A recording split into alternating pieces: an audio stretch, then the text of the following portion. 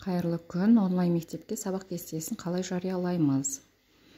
Бірінші онлайн мектепке кіреміз. Одан соң мектепті басқару деген бөлімнен КТЖ-ны таңдаймыз. КТЖ әкімшілігін басқаннан соң біздің алдымызда сыныптардың тізімі шығады. Сол жерден өзімізге қажетті сыныпты таңдап аламыз. Мен бұл жерден мысалы бірінші сыныпты таңдаймын. Осы жерге пәнді қосу батырмасын басып, пәндерді таңдап аламыз. Мысалы бірінші сыныпта ана тілі бар, ана тіліне мұғалімді таңдаймыз. Кабинет таңдасаңыздар да болады. Бағалау түрі бірінші сынып бағаланбайды, сондықтан бағалау жоқ дейміз. Сақтауды басып сақтаймыз. Дәл осылай барлық пәндерін сақтап аламыз КТЖ-ға.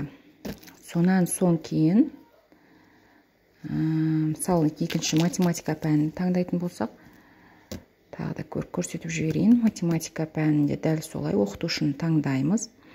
Қорытынды бағалау жоқ бірінші сыныпта. Сақтауды басып сақтаймыз. Енді осыны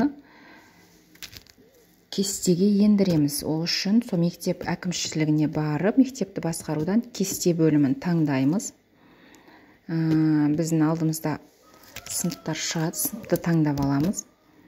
Мысалы, бұл жерде екінші сынып, бірінші сыныпқа біз пән таңдады, сондықтан бірінші сыныпты таңдаймыз. Бірінші сыныпты таңдап алған соң, осы жерде сыныпты таңдап, көзді басамыз. Бізде кестеміз шықты. Кестеде екінші апта көрініп тұр екен. Біз бірінші аптаны таңдаймыз. Бірінші апта 27-сінен басталады. 4-ші тоқсанымыз 27-сіне дүйсенбі бірінші күнге мысалы қазақ ана тілін қоямыз. Сақтауды басып сақтаймыз. Кабинет номерін жазсаңыздар болады.